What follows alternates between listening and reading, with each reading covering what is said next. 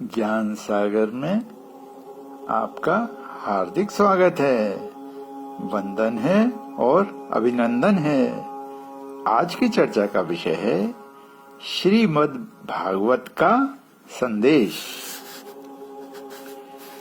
सच्चिदानंद स्वरूप भगवान श्री कृष्ण को हम नमस्कार करते हैं, जो जगत की उत्पत्ति, स्थिति और विनाश के हेतु हैं तथा आध्यात्मिक, आधिदैविक और आदि भौतिक तीनों प्रकार के तापों का नाश करने वाले हैं।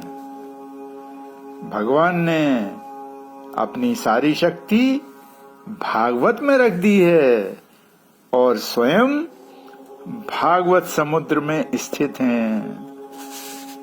श्रीमद् भागवत भगवान की साक्षात शब्दमयी मूर्ति है।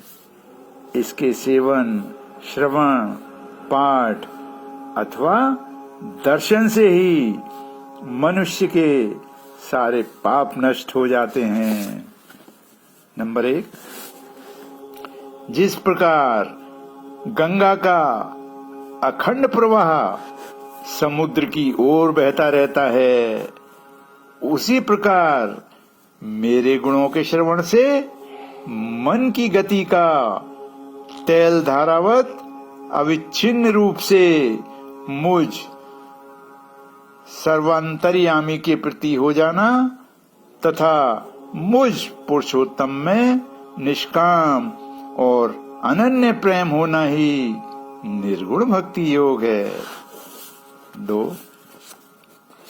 मनुष्य अपने धर्म का अनुष्ठान करते हुए प्रतिमा आदि में केवल तक पूजा करता रहे जब तक उसे अपने हृदय में संपूर्ण प्राणियों में स्थित परमात्मा का अनुभव न हो जाए। 3, जो मनुष्य से द्वेष करते हैं उन्हें प्रतिमा की उपासना करने पर सिद्धि नहीं मिलती।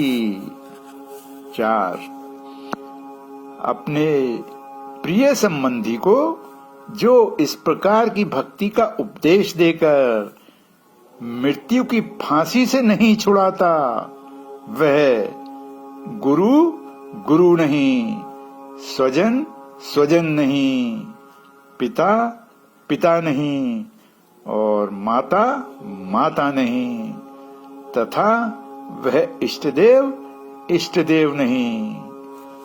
5,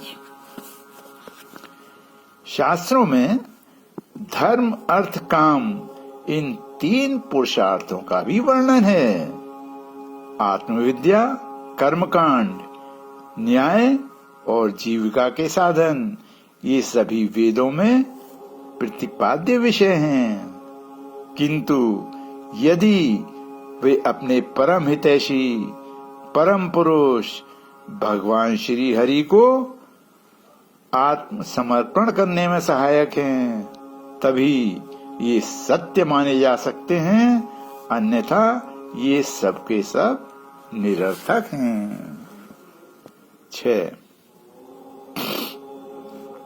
विचारशील पुरुषों के लिए भागवत का संदेश यही है कि वे स्वानुभूति से आत्मा के त्रिविध अद्वैत, भावाद्वैत, क्रियाद्वैत तथा द्रव्याद्वैत का साक्षात्कार करें तथा जागृत, स्वप्न एवं सुषुप्ति अथवा दृष्टा, दर्शन और दृश्य के भेद को मिटा दें।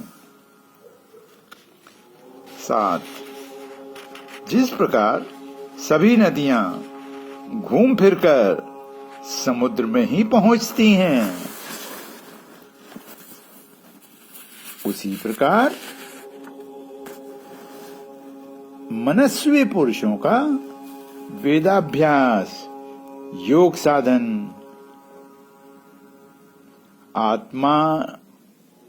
आत्मानात्म विवेक त्याग, तपस्या, इंद्रिय संयम, सत्य आदि समस्त धर्म मेरी प्राप्ति में ही समाप्त होते हैं।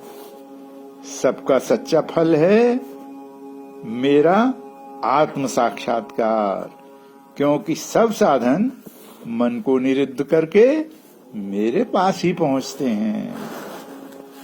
8 जो मनुष्य परम चिंतन करना चाहता है उसे अंतर्मुख बनाने वाले निष्काम कर्म करने चाहिए तथा बहिर्मुखी एवं सकाम कर्मों का बिल्कुल परित्याग कर देना चाहिए। 9 मन ही मनुष्य का सबसे बलवान शत्रु है। उपेक्षा करने से इसकी शक्ति और बढ़ जाती है।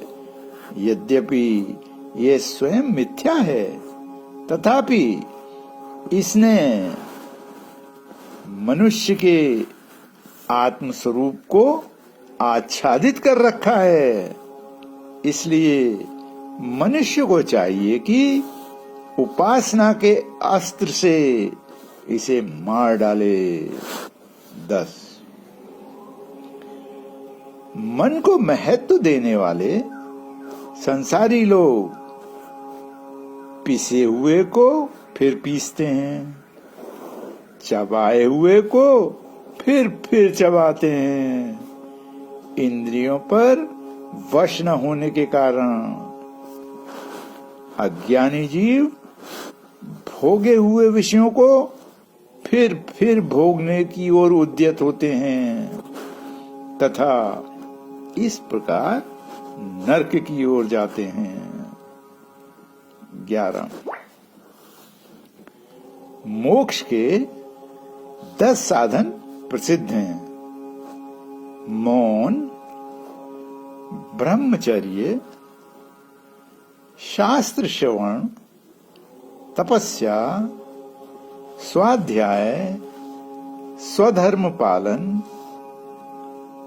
युक्ति पूर्वक शास्त्र की व्याख्या, एकांत सेवन, जप एवं समाधि।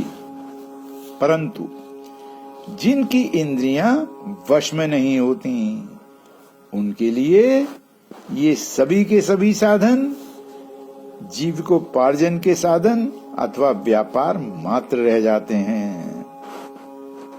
दम्भियों के लिए तो ये जीवन निर्वाह के साधन भी तभी तक सिद्ध होते हैं जब तक उनकी पोल नहीं खुल जाती। भागवत धर्म।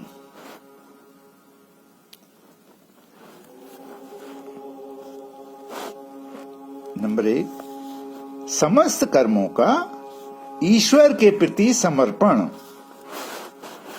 नंबर 2 ईश्वर के स्मरण द्वारा मन तथा चित्त को उसके प्रति समर्पित करने का अभ्यास तथा अभेद तत्व की स्थिति प्राप्त करना। 3 साधुजनों तथा अनन्य भगवत भक्तों की संगति तथा उनके आचरणों का अनुकरण।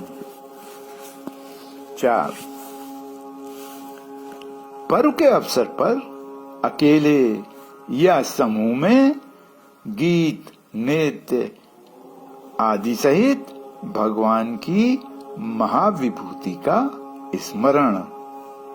5 शुद्ध अंतःकरण द्वारा भीतर बाहर सर्वत्र आकाश की तरह व्याप्त परमात्मा को ही समस्त प्राणियों में अपने हृदय में देखना। 6 ब्राह्मण चांडाल आदि में समान दृष्टि रखना। 7 सभी नर नारियों में उसी एक परमेश्वर की भावना करते हुए स्पर्धा, ईर्ष्या, तिरस्कार और अहंकार आदि दोषों से मुक्ति।